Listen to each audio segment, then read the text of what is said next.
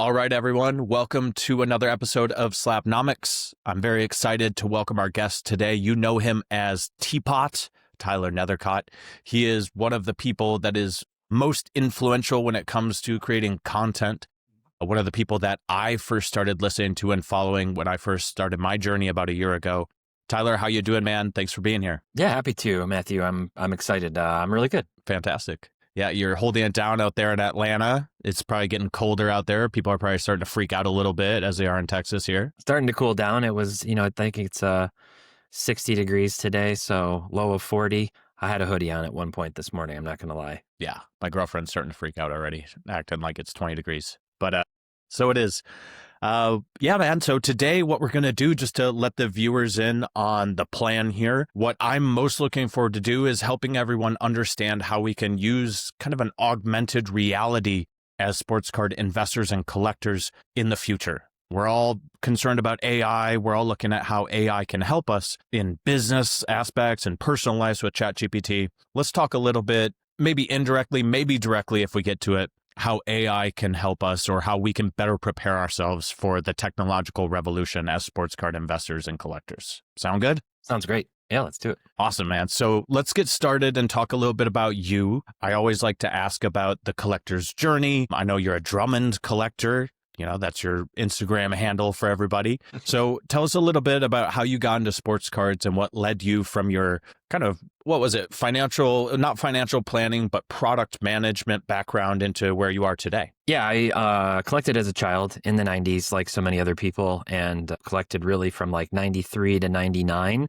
And then once I went into high school, just pretty much stopped, lost interest in it, as did a lot of other people, and got through high school, college, actually got into my career. I majored in international business and French in college, and then had a failed stint as an Air Force officer because of a bad knee, and then wound up in banking, then got into like credit and risk analysis and portfolio management for a food service distribution company. And I jumped around to a few different roles there. Toward the second half of my time, 9 years there, I moved into like special projects, project management, kind of lean innovation hub type stuff. And then spent 2 years working on a huge SAP integration project as a customer data management lead.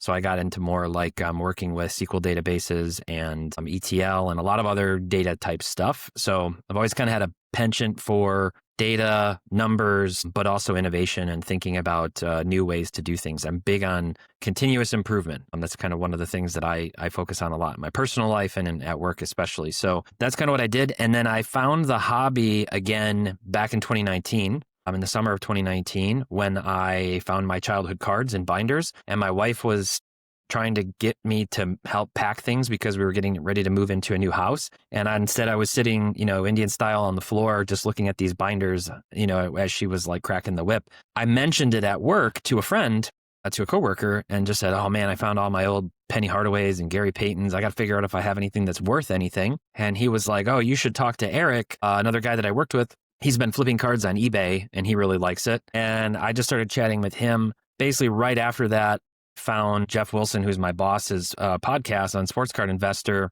like first or second episode. It just showed up in my YouTube feed, or I might have been searching for something. I think I was within the first 50 people to subscribe to that channel. And now there's hundreds of thousands. I don't even know what the current count is.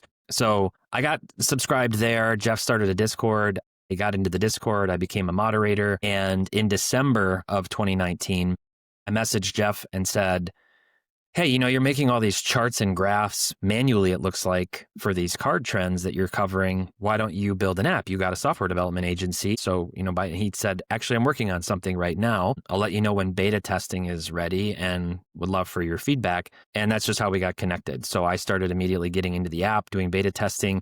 He realized that I knew how to submit proper bug reports, how to look at things, and he pulled me in to help him like part-time. So I was kind of moonlighting, helping him grow the database, scale it. And I did that for a few months. Twice, he said, hey, how about a full-time job? I said, no, I have several kids and at home, and I'm the, sole income earner. I can't afford to leave my almost 10-year time at this other company. And then when COVID hit, it shut everything down. That company took a big hit. I got laid off.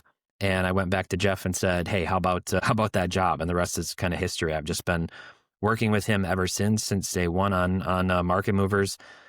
through multiple iteration, the building of a web version, massively growing the database over time, growing the team, now opening Cards HQ, doing content, and everything's just continued to grow and grow for the last 5.5 years. Yeah, very eclectic history. Throughout all of those things, you bring such a varied skill set into market movers and into sports card investor. Do you think that's really helped you through that period of being able to adapt as the changes come and make yourself valuable to wear many hats during the early phases of what you guys were doing? Yeah, I'm definitely kind of a jack of all trades, master of none guy. I don't like to push the final 5%, into mastery of something for 95% more effort. That ties back to my French degree when I was in college. I had originally intended to become just like a polyglot interpreter and had studied multiple languages, studied in France, and came back and was like, I don't want to spend all of my time going to get like a doctorate so that I can just do this one thing. I'd get bored. So I like to spread myself out into a lot of different areas. And I feel like I have at least one moment a month, if not more frequently, where it's kind of a pinch myself moment of just appreciating the fact that somehow a lot of my background, as diverse as it really is, dovetails into the work that we're doing to not only on market movers, but just to grow the company in general. And so there's a lot that I've worked on that has helped with that. And it's something that I'm really grateful for. I never thought I could find like an intersection of something that I truly have so much interest in, an industry and a hobby, with a skill set and knowledge base that dovetails really well into that. Especially the risk assessment piece. I found that to be, I don't know if you've ever done Gallup Builders or any of those assessments where you can see what your specific skills are within a workplace, but I'd imagine your risk assessment would be really high in terms of your skills. I'm big And I into find, skills assessments and personality tests. I love those. yeah. I probably have 10 or 12 that I've taken over the years just to, know thyself, as they say. Yeah, being able to assess risk and understand, is this going to give me enough ceiling and am I going to have enough floor simultaneously? What does that look like? I think can be really important. It can be very difficult when you have so many skills, such a broad skill set, to put it into one. But where would you put your claim to fame? I tend to think my biggest strength is just critical thinking and problem solving. Those two things go a really long way. And it's putting together the pieces of what you've learned along the way and being able to leverage those things while also trying to intuit outcomes, potential outcomes. So when I talk about sports cards and prices and looking forward, I think about things a lot in terms of probability. And then you said like floor and ceiling and, potential. Those things matter a lot, as well as just opportunity cost. And that's a big thing that gets people stuck. Sunk cost fallacy. They don't realize that just sitting on a stack of stuff that they're like down on, or maybe they think is going to pop off, but they don't know when, you could be missing a big window if you were to let that go today, take the money, put it back into something else, and kind of go from there. So, but yeah, I think critical thinking is kind of all encompassing. It's somewhat of a generic phrase, but it goes a really long way into not just how I hobby, but also especially like just the types of things that we have to solve for at work. And it's not easy. I will tell you, it's not easy. 100%. It makes me think of the James Clear Atomic Habits, where he talks about getting just 1% better every day. And that goes hand in hand with decision making. If you get 1% better in your decision making every single day, that's one of those things where CEOs get paid to basically make decisions. And the better you make decisions, the better company you're going to lead, as it were. I think about this a lot. Like, how can I make my decision making just a little bit better every day, prepare myself better, and then also execute every day? Going back to when you were first getting into the DMs or the Discord of Jeff, I know a lot of people, they look at, hey, I want to be involved in something, but I don't really know what I can bring to the table. You know what I mean? I know that I can do these things. I know that I have all these valuable skills. How do I get someone to notice me? How do I get a door open? Do you have any kind of pieces of advice for that, since you were so early getting into market movers and working with Jeff? Well, you touched on the personality assessments and skills identifiers. I think it's really important to know what you bring to the table and how you could, make an impact, whether that's just you're trying to get an elevator pitch out to somebody, or if you're trying to bring a product. What is it? Why does this matter? Why do you matter? You have to understand your own brand, not in an egotistical way, in just an intelligent self-knowledge kind of way, but to make an impact. I also am a big fan of a book by, I think it's Bob Berg, called The Go-Giver. And in that book is kind of this idea that I wouldn't call it like karmic, but like if you're just going out and intentionally trying to do certain things to help other people, what goes around does tend to come around. You go out and sort of unsolicited, just go tell somebody, I believe I can help you. Here's how I can do it. So in my example, in that case, I jumped into Discord and I said, I'll be a moderator. This is going to take a little bit more of my time, but I'm going to get plugged in. And that helped me. And I would leave comments, like I told my wife in the fall of 2019, when I first started following Jeff's content, like, I'm kind of getting that sense that I need to spread my wings, build my network, like beyond this company where I've sort of put all my eggs in one basket. I need to spread out and see what else is out there. And maybe I can get connected to this guy, seeing that he worked in the digital space. And I didn't have a lot of expectations going into that. DMing him and saying like, hey, here's something, and having just a little bit of an exchange. It wasn't overly drawn out, but letting him know, I can help you. I have experience with this. I didn't say, hey, I'll do beta testing for you if you pay me, $150 an hour. I just went to him and said, I'd be happy to do this. This is a really cool idea. And we built a relationship that way. So that self-knowledge is really important. And then if it comes to like, I get a ton of messages now. I think as the Market Movers channel has grown, I get a lot of people trying to get access to Jeff through me, whether it's LinkedIn, Instagram, just people have had my cell phone. They've, gotten at card shows and other things, just any possible method they can find. They're messaging, trying to get to Jeff through me. And what's probably most, I don't know if disappointing is the right word, but just like the biggest oversight I see from people is they come and they go, I have this great idea. I have a great idea and I really want to talk to you and Jeff about it. I have this awesome idea. And so sometimes I kind of field those calls with people to hear what their idea is. And like 90% of the time, they don't have an idea. All they've done is identified a problem. They don't actually have a solution. So they're like, fees are terrible. Fees are so bad. We just need to come up with a way to get rid of fees to help people. And it's like, that's not a solution. That's not an idea. That's not a profitable business model. Like there's a whole bunch of things to think about. So if you have an idea, come with actual idea, a solution to a problem. Identifying, friction and other pain points is valuable, but have an actual solution. And then the second piece is to know yourself. You have to know yourself. Otherwise, what are you pitching? Yeah.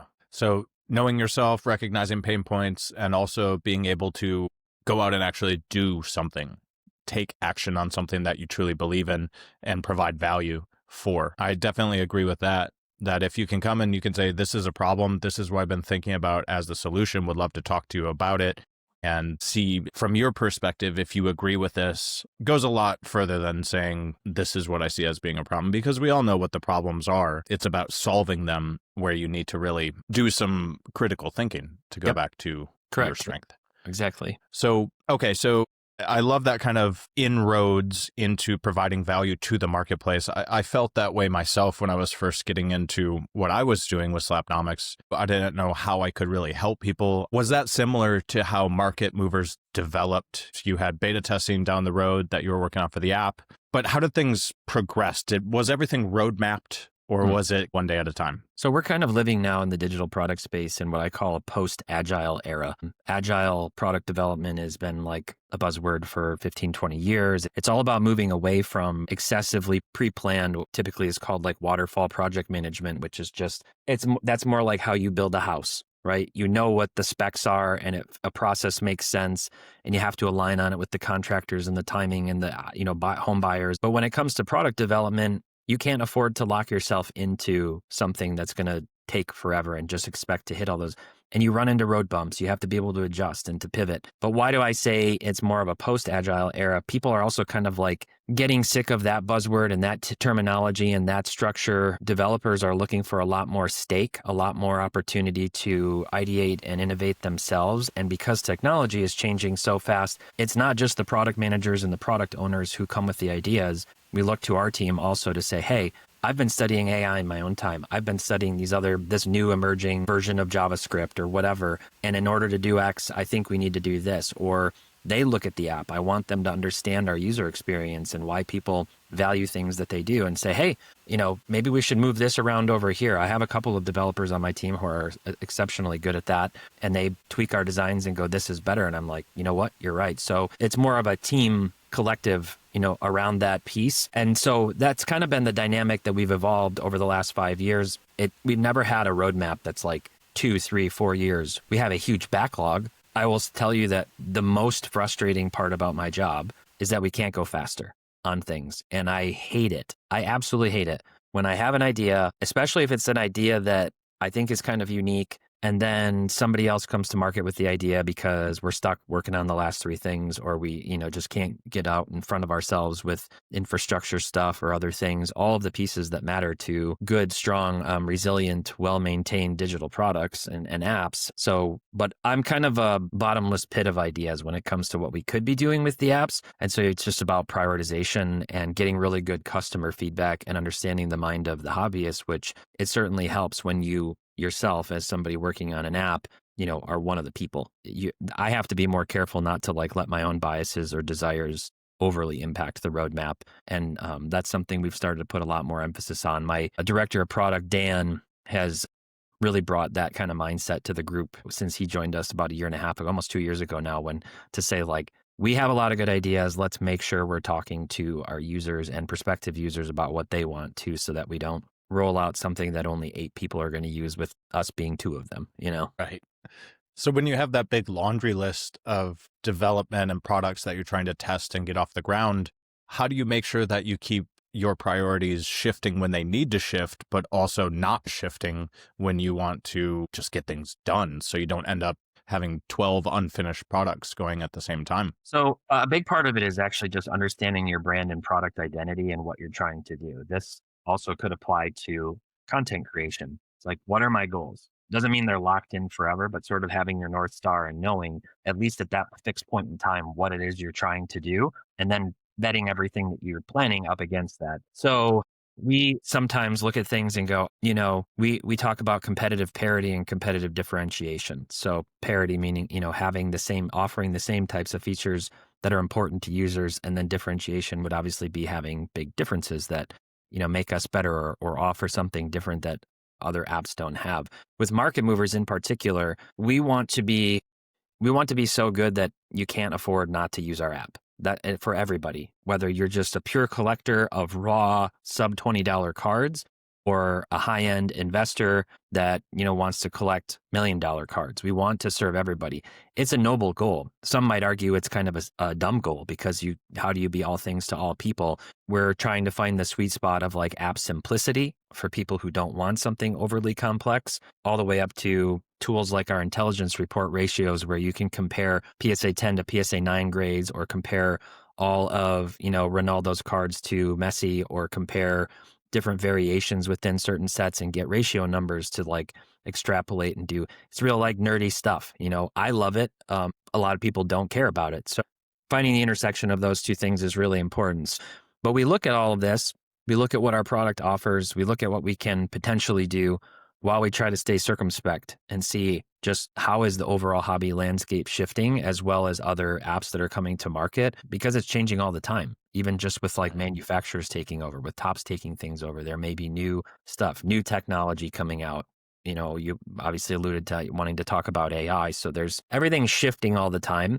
You can only do so much at one time. And so every 4 months, every 3 to 4 months, we're reevaluating our roadmap. And then within every month, we're constantly looking at what we planned for that, what we call a quad, and just saying, are we still working on the things that make the most sense? Sometimes that does admittedly drive my team crazy, because they're like, hey, can we just lock in on what we said we're going to do? But I'm like, yes, as long as it still makes sense to be the most important thing for us to be doing. Yeah. I'd imagine you could get some project ADHD at some point and kind of run after the new thing. I'm curious how fast things usually change.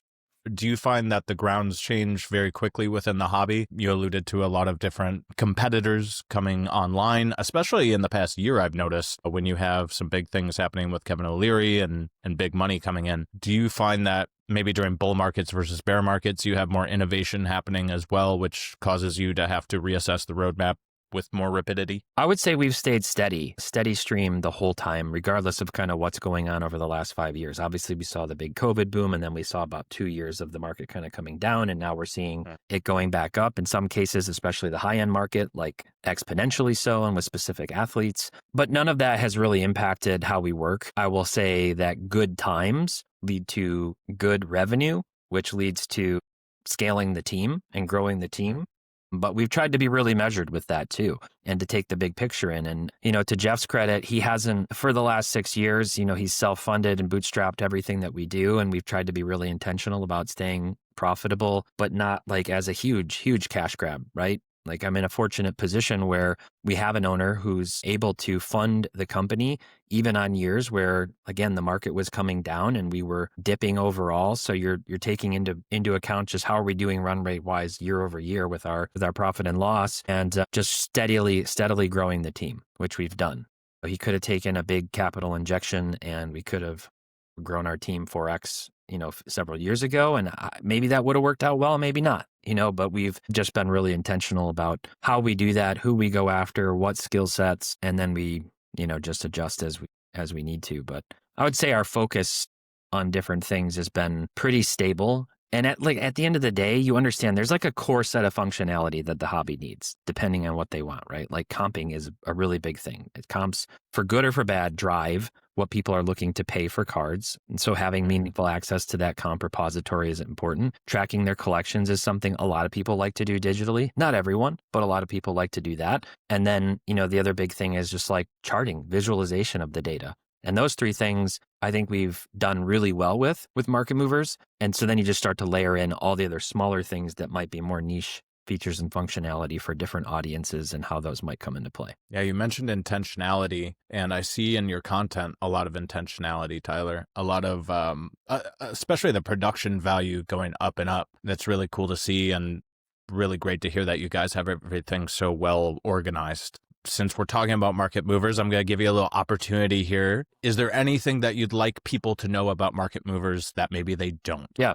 I think the number one thing that separates market movers from other apps is our database of cards. And so the way our data is broken up is into two overarching categories. One, I mentioned that comps repository. So you can go into market movers. You can actually download the mobile app for free and go into market movers and use our comps repository. And it'll show you, like not a full duration, not the full sales history that we have in there, but a, subset of that, but for any transaction that's sold. And so you can just download it and use it. And so then not only are you searching eBay comps and getting all the best offer data, but you're also searching across Fanatics Collect and other, all Golden, all these other auction houses. So we have 11 auction houses. We actually have Cards HQ retail data in our database too. That's, kind of an interesting data point to look at. And we're continuing to grow that. So that's the comps piece. And that's, some people just like to jump right into that and just start, looking up their card values. And then we have our cards database. And what does that mean? It means that when you look in there, you see the specific Shohei Ohtani card with the set description and the variation and the grade. And my team writes queries, like specific strings that match up sales transactions to those cards with 95 to 100% accuracy so that you can look at charts over time. And if you're trying to forecast and you're talking about floor versus ceiling and you're trying to understand context with a given card or a given player, that is critical. Could you do it just looking at comps? Yes. I have people all the time say like, I don't need market movers. I just use eBay or I just use 130 point or whatever. Like you can do that. But I'm telling you, like scanning your eyeballs through transactions isn't as meaningful as having it visualized. There's a reason why, stockbrokers and other people, they want to see it on a chart, not just like line item transactions. So that's the big advantage. And we have, by a landslide, the biggest database. Right now I'm looking at it, we've got 6.1 million cards that we're tracking prices on. We have, I think almost 10,000 sealed wax products that we track. And every day that data is updating. There are mistakes. There are sales that get misattributed or missed depending on listing titles and what people do or don't appropriately put in those titles. But it's very powerful. And that spans across all sports. It spans across all eras. It also includes non-sports cards, trading card games. A lot of people don't know this, but we actually have the largest and most comprehensive Pokemon graded like Pokemon database of any app. So people obviously use TCG Player a lot for raw TCG, but people who are into the grading game now in Pokemon, which is a lot of people, really should be using market movers. I have a buddy who's into it and he texts me like once a week and is just like, dude, I can't believe this database. Like you guys have it nailed down. So that's a testament to a guy named Alex who's on my team, and Parker is our guy who focuses on sports, and they do a great job. And we're going to take the lid off of that, honestly. We are very close to scaling that to having every card in existence in Market Movers. I mean, every card tracked, pricing. It's going to be really powerful. That's ambitious. A lot of cards. It's ambitious. It's been a lot of work. It takes a lot of infrastructure planning, but I'm really pumped about it. Awesome, man. I think you guys have a really great UI, and I kind of bounce from one to another when it comes to what I use to comp things. But I feel like we only need one, you know? It's hard to have multiple of these things, but yeah, maybe that's something you want to speak to really quickly. Do you think it's possible or beneficial to have multiple of these apps like Market Movers? So, that kind of comes into the problem is that there are multiple. It's the same problem of multiple marketplaces. There's pros and cons, right? The good news is if you don't like one, you're not locked into it. You talked about UI. I know a lot of people who prefer our UI and they really like it. I know people who prefer Card Ladder's UI. I know people who prefer Card Hedge's, UI or Collects or whatever app they use, and depending on the functionality. So that's a personal preference thing. Just like people have personal preference for their grading company or their consignment company of choice or their auction house of choice. Choices in general, I'm a big fan of. And I don't get cranky that there are competitors. I think it's kind of iron sharpens iron in many ways. At the same time, it is frustrating. If you're looking for a card and you've got to figure out how to shop across a dozen different marketplaces to find it, all with different save search functionality or no save search functionality at all, and some of them support Boolean operators in your search and some don't, that's a lot of frustration too. So I'm aware I talked about competitive parity. There are a handful of things that other apps do that we don't do.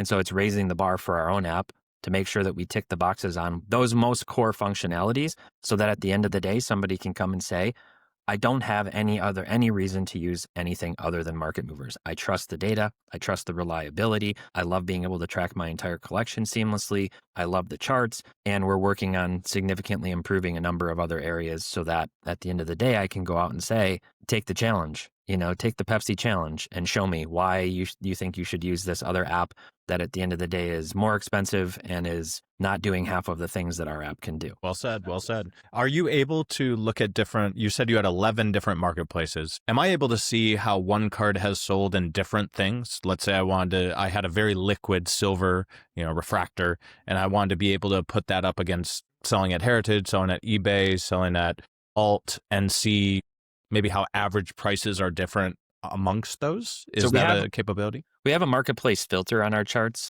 that you can look and filter out different things. And then obviously when you scroll through the comps, you can see what the marketplace is. It's really interesting. When we match sales transactions that come in every day to our cards, we have, I'll call it an algorithm. It's probably not the right, but like a calculation that comes in and says, is this an outlier? By how much to the last sale, on what price of a card? And it's kind of a tiered system to help us evaluate sales that might be incorrect, or shill bid or something else. We get several thousand of those transactions coming in every day. And the ones that most often we have to put in, but if you were to see the chart, you're like, whoa, that can't be a right sale, because it'll be like, and then I go and look and I'm like, oh, a random PSA 10 Tom Brady base card that sells for $30 every other day on eBay just sold for $130 on Pristine. And it's a real sale. It's like a different marketplace. Each of those I talked about, the preference is real for these buyers on different auction houses. And the ones that buy on Pristine, Heritage, some of the others, even Golden and Fanatics Collect, don't seem to care about comps or be aware of what things go for on eBay, or that they could have just gone and bought one on fixed price, literally for a fraction of the cost. And it goes the other way too. It goes down. I have a good friend who is a full-time dealer and has been for a few years. And he did a lot of research, almost experiments. He conducted his own experiments with different cards on different marketplaces to learn really well over time which players and which types of cards do well on Pristine, at Fanatics, on eBay, at a show, in other places, and has kind of optimized that as his secret sauce for success. So that's a big piece. When you see those things, you can look at it. But in terms of what the app shows, you couldn't say chart the same messy card in 3 different lines as eBay, Pristine, and Fanatics or something like that. And frankly, most of the time, there's not enough transactions on the other websites that aren't named eBay to do anything meaningful with that. Yeah. I want that secret sauce, Tyler. I want that, because that buying better is how you make money. I think on the sale, you can get lucky sometimes, but mostly you're going to be around within one standard deviation of where the market price is. So if you can get that optimized and take 10%, 20% here, it really adds up on the sale prices. 100%. Yeah. So we've talked a little bit about what Market Movers is doing, what you guys do well, and what you've done in the past. What we haven't talked about is what the future looks like. And of course, I'm not going to say, tell me your entire roadmap, but is there anything that you'd like to share about some future projects that you're working on or future things that you see coming down the pike for all investors and collectors that you want people to be aware of? I think there's a big gap today in the ability to explore and discover. You can do it. You can sort of do it manually, but I think for all of us, even for me, having been back in, like 6-7 years almost, and even as a child, and the people who have been in forever, they still stumble across a card they didn't know existed that they really like. You're going to know the iconic stuff, and depending on your goals, like sometimes that's all you need to know. But if you do have that collecting itch, or if you sort of discover something out in front of other people, that can be the most profitable thing that you can do. And the best example I have of that is not sports cards, but is actually some Marvel cards that I discovered. Okay. I saw a guy post on Instagram these Marvel Fleer Retro Marvel Precious Metal Gems cards. And this was back in like 2020. He like randomly posted one. I couldn't tell you who it was, but I saw it and was like, whoa, there's, Spider-Man PMGs or whatever. And I was like, let me go look into this. And I found the checklist, and I went out onto eBay, and over the span of about 2 months, bought almost like around 25 or 30 of them. And they were all like $15 to $50 a piece. And in the coming 18 months, they just went absolutely crazy. And it was a question of awareness. People didn't know they existed because it was from 2 obscure sets that was low print run that nobody even knew had been out there from 2013 and 2015. And so buying those and scooping them up, a fun anecdote around that is that I actually wanted to rip a box of it just for fun. And I finally tracked one down. It was like $200. And instead of opening it myself, we put it into like an Advent box break series for charity that we did through SCI. And in that box, we hit a blue Wolverine PMG from 2013 that sold for like $300. I think we had partnered with Pristine for their auctions, and then we donated that money to Toys for Tots. That person sent that card in to PSA for grading, and then it got stuck for 14 months in the shutdown that happened. And when it came back, it was quoted at $100,000. When it No way. PSA 9. It was the highest grade Pop 1. I believe the dealer brokered a private deal for that card. It wasn't a public sale, but he presented it at Culture Collision to me that year and said, I bought this from you guys. I'm trying to figure out what it's worth. And my jaw dropped because I knew that market had gone absolutely nuclear.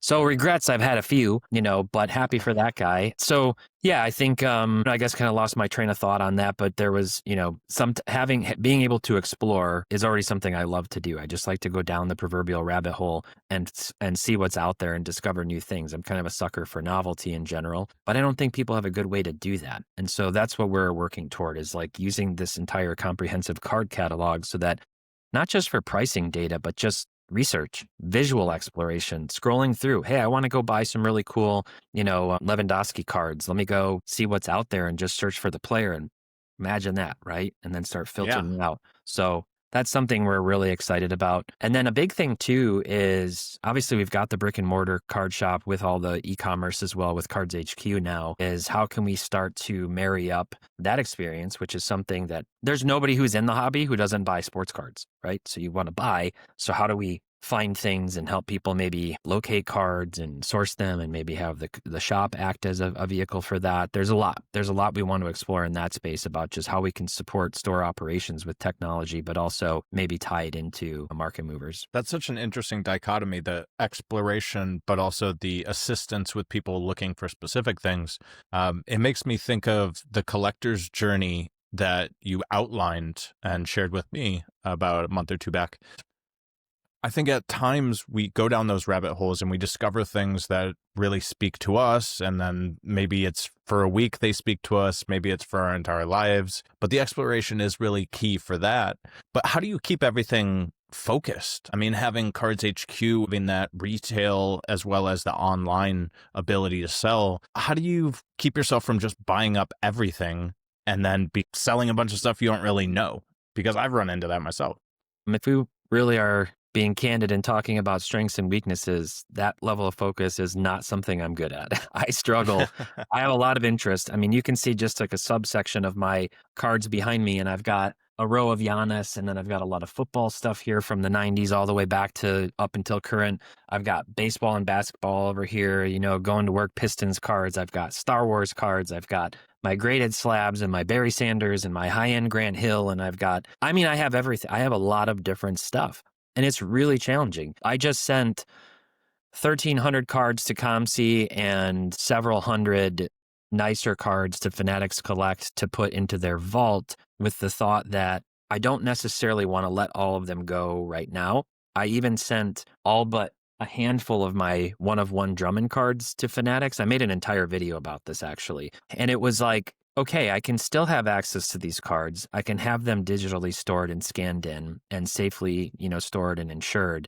But if I decide I want to move some of them, I can also slow drip them into weekly auctions over time, or drop the price on them on the fixed price marketplace, and just chip away at letting some of them go that I may not want as much, to ensure that I'm continuing to be smart about how I fund my PC and growth and even investment opportunities and other things. Or in some cases, hey, we want to get new carpeting in upstairs, time to sell 10 of the Drummond one-of-ones, just over time, or whatever else I sent out there. So that focus is difficult. What I'll say is I preach a lot about focus, and I try to lead by example. It's okay if you buy things and then decide, okay, now I'm going to let some of these things go. It's like part of the process. The fun of collecting is the acquisition. It's the chase and the acquisition. And then you get the card in your hand and you're like, man, that little dopamine hit of that whole experience can be pretty high and pretty satisfying. And it's hard to put the pause on that completely. So if going out and buying, this $5 Mariano Rivera gold medallion,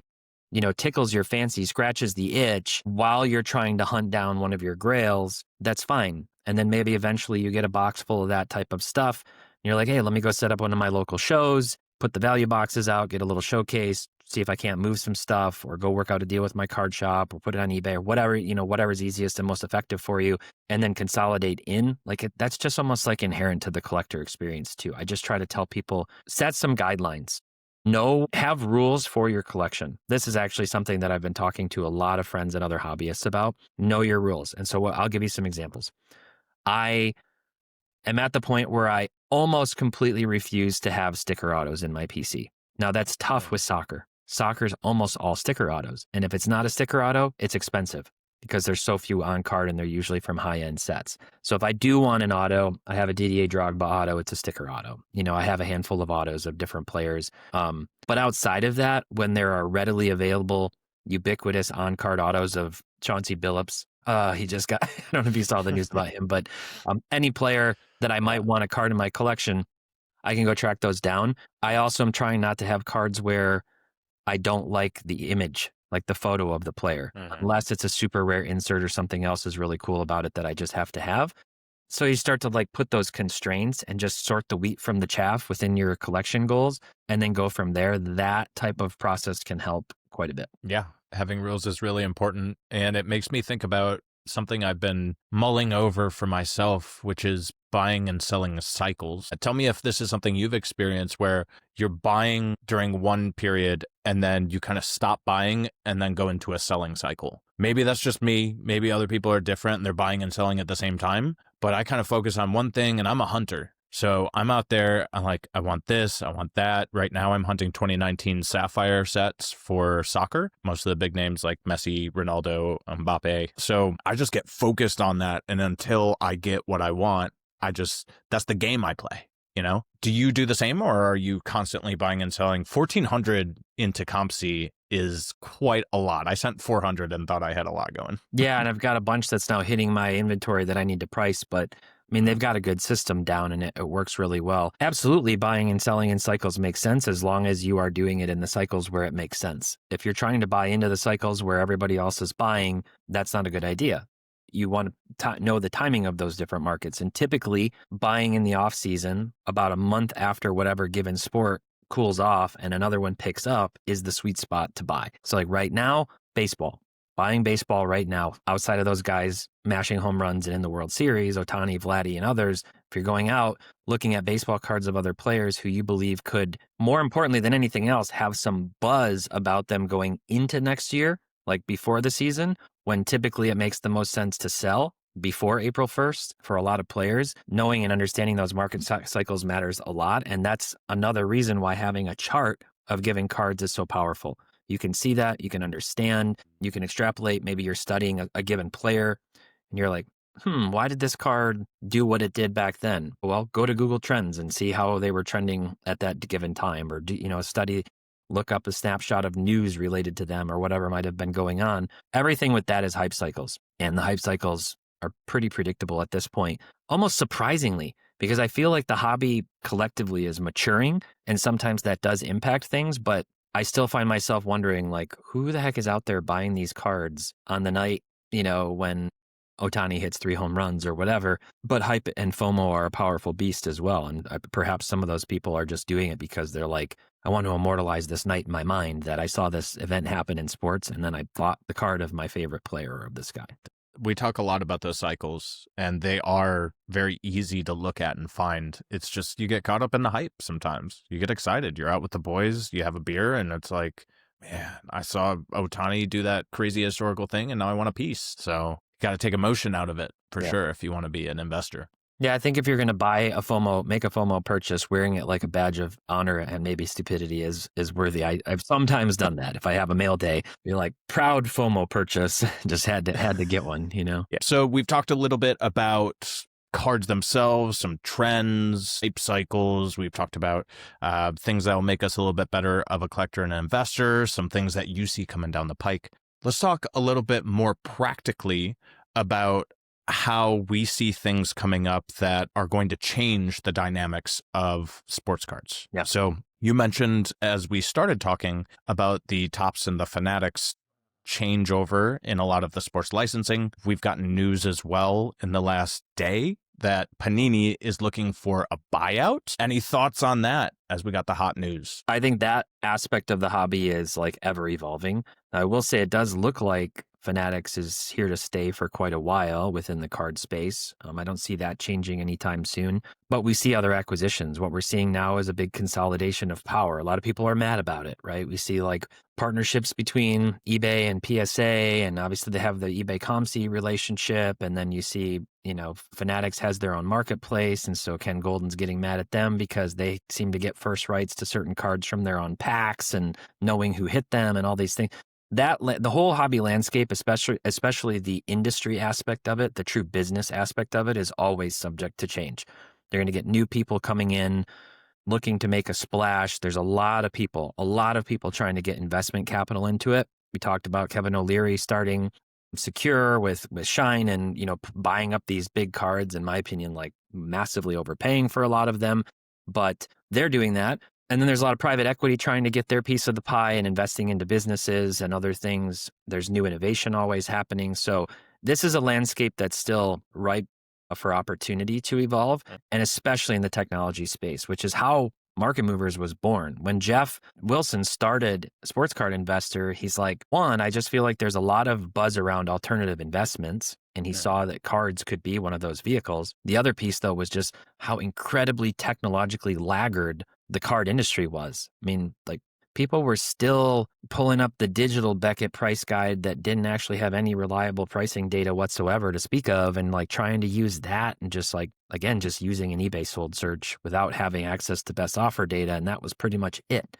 Or looking at a card and going, well, I think this is like $9. So how's that sound to you? So we're moving into that space of data. As we think about technology and how itself it's advancing, and AI, it's really good at quantitative analysis when you have the right inputs into it. And I think the way that people interact with sports card apps is going to evolve a lot more in terms of how those apps can extrapolate the words that you give it to tell you what you need. So, you come in and you're like, hey, Market Movers, which Lionel Messi card should I be looking at investing in right now? And it's going to do quantitative analysis, and it's also going to do qualitative analysis. And you ask it, well, what's the main, why is this card more expensive than this card? And you start interacting with it. We've been, kind of concepting like a playful thing that we might call T-Pott, that would like feed in inputs of data, knowledge, information about the history of cards, the qualitative descriptions, as well as a more quantitative analysis of the journey of that card and what it's, looking like. And the predictive space is one that I approach with a lot of caution because the card hobby itself is still comprised of human beings who are wildly unpredictable. They don't out there following logical trends. They're doing whatever they want. They're buying into hype with FOMO. They're doing things that are irrational. They're getting drunk on a Tuesday night against one other buyer who's also drunk and just bidding up ridiculously on a given card for no reason. And then people are going like, wow, imagine if I were anchoring the rest of that player's cards to an index for that player and saying, well, now I think here's my market movers value that says this card should be worth X. And in reality, that same card sells later that night and goes for a fraction of it or exceeds it massively, depending, it's all over the place. So we've intentionally steered away from predictive values for that reason, because unless we feel confident that they can be somewhat reliable, it's something that I think has a lot more liability to it than it does benefit for people. That will be cool, because it is very difficult when you start going down those rabbit holes to figure out, why should I buy this card and not this card? There's millions of different cards, as you said before. So how are we going to figure out which one is most investable? And whenever we have these discussions, I always, of course, think of the stock market. We try and talk about alternative assets and how they can measure up to the usual asset investing class within equities in the stock market. So the price discovery on stock market is so instantaneous with high frequency trading that we have now. Everything's so liquid. We do have things like options, where option chains, we have massive jumps, kind of what you were talking about before, when you have two people bidding against each other and one wins a very high price. Same thing happens when you have those illiquid options chains and someone's just like, I'm going to buy 100 options of this penny stock. And all of a sudden, that constitutes the float of like 50% of all of that. Do you see us heading towards some kind of sports card investment stock market in a way? Because I've seen some whisperings about we have things like Rally, right? Where you can own kind of crowdsourced portions of big cards. Do you think we'll end up having almost like a commoditized marketplace at some point? I think there's a lot of probably justified cynicism around it from those who have been in it for more than, for 5 or 6 years at least, because we saw a wave of that. We saw a number of different fractional investment companies crop up and they tried to make those things work and they just sort of flopped. Now, Rally's doing that with a lot of different, very high-end alternative investments. But if you try to drill it down to more, liquid cards, it's very difficult. And it's also difficult to do with cards that are not liquid, but aren't the most expensive, most iconic, because they just don't ever sell. So you're basically investing into a valuation of the card that might be total BS in many cases. There's a demand for it. People would like to be able to do it. You have big differences between sports cards and obviously stocks and NFTs, even, and other things. A lot of people get cranky when we even call sports card investments because they're like, there's no dividends. So there's all these reasons why they get mad based on their definition of what an investment is, that it doesn't qualify. But we typically just say, short-term speculation, flipping, just like sub 1 year short-term asset type deal. That's speculation. A more long-term play would be an investment. There's a website, I don't know if you're familiar, but they just shut down completely. They just announced they're completely shutting down. And that site was called Star Stock. And Star Stock was a website that basically did what you're describing and had all these cards on it. And they would even assess A, B, or C grade, condition on it, even if it wasn't graded. And you just kept it on the platform. Buy and sell, keep it. Check out my cards, see. But specifically designed for buying and selling commoditized, high volume cards every single day. And so people would do that. Oh, I saw that, Donovan Mitchell dropped 50 last night, or he's on pace tonight. I'm going to go scoop up a bunch of these cards right now and then sell them all for 9% more in the morning. They would do this. And I think it was low fees or no fees until you withdrew or something along those lines. It failed. The site, it failed. People loved it. It had a number of really, really passionate fans. It just didn't work out at the end of the day. So is it possible? I think there's a demand. 100% for it. That's one space that I'm not sure how to execute properly. And I know a lot of people would really like to have the ability to short certain cards, but yeah, the more that stuff does get formalized, the more we risk the SEC getting, wanting to get involved and regulate. And I also get not too excited about that idea. Yeah, that's what I was going to say. That was going to be my next point, is that you need regulatory oversight if you're going to have true commodities, because they'll get classified as such by the SEC. The nice thing is you get protections and you get oversight, and the not nice thing is you get oversight.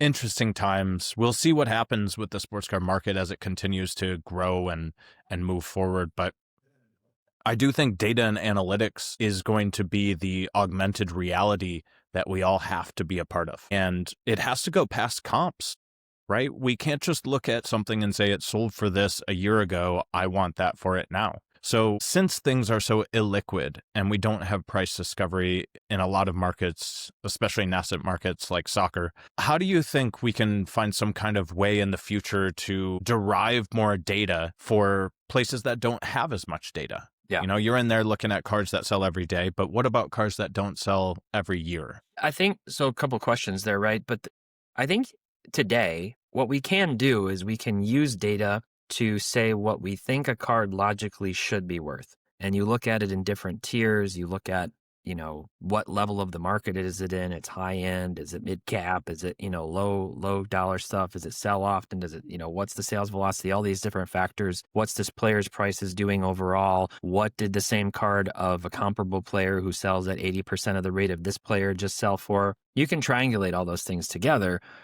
And that's helpful, especially, sometimes when you're arriving at that number in a private negotiation with somebody else, mano a mano, trying to both feel good about where you're going to close the deal. Where it doesn't work is just when the card goes to public auction and just has, hundreds of eyeballs on it and people who don't follow the same rule book, right? So if you're operating in a space where you build a network of buyers and sellers and, in certain niche, like soccer even is still very niche on a lot of these cards, maybe you can operate that way a lot more, just using data and saying hey, let's both get, into this space. But for the rest of it, there are people who are much smarter than me when it comes to actual analytics, actual, data science and doing some of these things. It's interesting to explore. Whatever that calculation would have to be very transparent and either somehow easily explained and understood to people, or at least you just have to have a lot of trust and credibility as the one building that, So I have some other ideas around it that I have kicked around in my mind in terms of how we could do it, but I don't want to volunteer it necessarily because it's something I still want to unpack with my team in the future. Good tease there. Good tease. Before I ask you two more closing questions, Tyler, can you tell everyone where they can find you and see the content that you put out? Yeah, absolutely. Obviously, Market Movers, you can go to marketmoversapp.com and you can check out our different tiers. Like I said, there's also a free version of the mobile app to use. So just download it and test it out, and you'll get access to the basic features. You get access to that 6.1 million card database that'll show you a limited set of data history for it. We have a really cool grade selector to look at all the prices of the different grades, look at all the variation prices, look at different players in the same card. It's very easy to navigate and about to get a lot easier in an upcoming release, probably 2 to 3 weeks from now. And then I'm on the Market Movers YouTube channel, and the focus over there is somewhat diverse, but it's meant to be a mix of education and entertainment at the end of the day. And we've done a lot of stuff that's more 101. We kind of dug through the Sports Card Investing and Collecting for Dummies book outline, which we wrote and published, and I've just been making videos. How do you know when to grade your cards? What should you be looking at? What are some of the gotchas? Things I wish I knew before buying and selling sports cards, all those types of things. And then we do a lot more entertainment. I went to an antique mall recently looking for cards. Sometimes I decide it's a good idea to get smoked on ripping some wax and showing people what the value is. So there's a lot of good content there. I do content over on Sports Card Investor, especially on Thursdays for a show we call Cards on the Table. That's more your kind of round table, pardon the interruption style discussions about news in the hobby. And then I have a baseball card podcast specifically with 4 other guys, Scotty B, Chris and Jeff from Blabbin' About Slabbin' and Filmington, That podcast is called Spitballing Cards, and it's on YouTube. So you can go check that out if baseball cards are your thing. And then on Instagram, I've tried to be so much less active, if I'm being honest, on Instagram, not to waste time. But I am on there sometimes, somewhat poor with DMs. But at Drummond Card Collector is my primary handle. I might evolve that over time, but we'll see.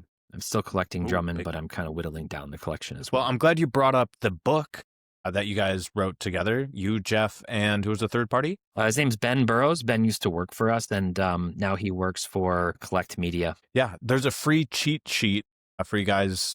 I will probably post a link on that when I put this on Instagram. So if you're seeing this on Instagram, you'll see that. Maybe on my YouTube channel as well, I'll go ahead and put a link to that cheat sheets, and then you'll be able to find that book. What was the title of the book again? Sports Card Collecting and Investing for Dummies. I think I said it backwards before, but it's Collecting and Investing. Okay, alphabetical. Sports Card Collecting and Investing for Dummies. Nice. And that leads perfectly into the first of my last two questions for you, which is, I want to know when people are going to level up from beginner to intermediate to pro sports card collector or investor, what are maybe 1 to 2 main things that they can do to make that? No, education is just a big piece, and that's back to the focus. And so if you, it doesn't matter, collecting or investing, I always tell people to start small. Pick your favorite sport or your favorite player or your favorite team and get into those and learn the products and learn the manufacturer, study checklists, watch YouTube, videos, get into forums, whatever it is that you prefer to do. Reddit has some community around that stuff, Blowout forums, other places, but really laser in on some stuff and then expect to make mistakes and don't let it discourage you. Learn from the mistakes. That's a big piece to stepping up your game and leveling up. Eventually, you're going to understand which products are respected and appreciated by the collective hobby, and which ones are not worth your time and money and why. And then the hidden gems within those two spaces where things aren't getting identified just yet, but your little alarm bell goes off inside and says, it seems like it should be. These cards have great eye appeal. They're rare. You've got an iconic set of players in the checklist. Those ones have become so inflated while this one stayed down here. Is it going to catch up and close the gap? And you start to, see some of those types of things and get into that. I held up this Mariano Rivera card. This is a non-numbered, just short printed gold medallion. I believe those used to be like 1 per pack or, in ultra packs back in the 90s. There are serial numbered versions called platinum medallions, typically numbered to around 100, depending on the year. And as we saw a lot of other serialized parallels and other inserts from the 90s skyrocket in different sports, those platinum medallions, as well as Flair Legacy cards, were kind of not taking the same leaps. And they've been hot now for the last year, very hot, catching up to Star Rubies and Essential Credentials and PMGs. Not to the same level, but rising. So sometimes you start to pick up on things like that. When you start seeing those types of opportunities, that's when you've made the leap for sure out of novice into more of an intermediate or even advanced collector or investor. Excellent. So education and being able to spot opportunities based off of, I'm trying to find a good word for it, based off of foundational aspects. I know we talk about rarity a lot. So my question for you, my number 2 question before we get you out of here, is if we're looking at what the things are, the value aspects that people might misunderstand, I think rarity is up there. Just because it's a rare card doesn't mean that it's going to be in demand. But what are those things that you can find opportunities for that the market has to catch up on, especially to that earlier point that you had about, say, those Marvels, where you just had to wait for the market to get educated and find them? Give us a helpful tip on how to look for those opportunities before other people and know when they're actually going to come about. So the first step is, if you look at, there's always leading indicators and lagging indicators in every market. And if there are things today that you can see just looking in the data, what cards are selling for the most, find out why. Ask yourself why, or ask other people who are knowledgeable, why is this card determined to be so valuable? Why do people care? And start to understand those attributes, and then go on that discovery and exploration journey, looking through other checklists and other sets, looking just even through sales comp history or what's for sale on different marketplaces, and looking at cards and going, why is it that serial numbered card to 50 for that player goes for this much money? Let's say it's $10,000, and this other one, sold for $420. What? That doesn't, I don't understand that. And just extrapolating, applying the why of a given set to something else the more remote it is, sometimes the better. And so, like, a really good example of that is if you look at these basketball and how those inserts and parallels are like the most iconic ones are very highly sought after. And then you look in baseball and football and you're like, why is Jerry Rice's, Star Rubies card the same price as like Dikembe Mutombo? That something there doesn't add up to me at all. Or another really good example, if you had looked, and for anybody who would have looked even 2 years ago, much less 5, 6, 7, 8, 9 years ago, and said, why are like all of Lionel Messi's cards like 4% of the cost of Tom Brady or Michael Jordan when he's like the most popular athlete on planet Earth? That doesn't make a lot of sense to me. Surely somebody's going to start to care about that at some point.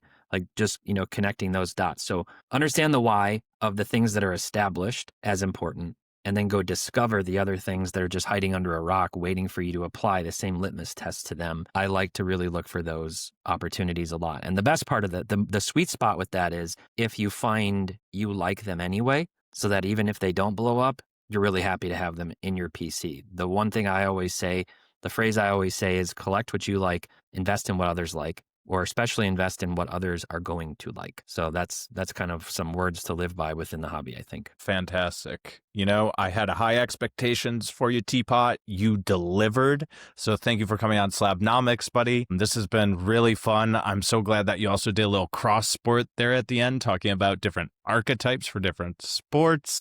Hopefully you guys are going to see more of that from Slabnomics very soon. Now that I'm back from Barcelona, I can actually get back to work. So thanks again for coming on, man. Anything else you want to say before you head out, or you all good? No, I appreciate it. It's been a lot of fun, and looking forward to seeing your continued evolution on the channel and working through your goals and understanding of the markets and what you can bring to the table. Thank you, brother. I appreciate you. Yeah, absolutely. Catch you later. See ya. Wow, I don't know about you guys, but that was one of my favorite episodes to be able to record. It was so good to have TPott on here, have him talk about how he got involved with market movers, as well as what he thinks the future is going to bring for all of us sports card investors and collectors. So I hope to have him on again because we kept everything pretty high level, and I would love to get into the weeds with him talking about all of those nerdy finance things. Make sure to subscribe to the Market Movers YouTube channel, subscribe to Slabnomics YouTube channel if you're not already, as well on Spotify or Apple Podcasts. So that's it for me this week. Keep building, and I will talk to you guys later.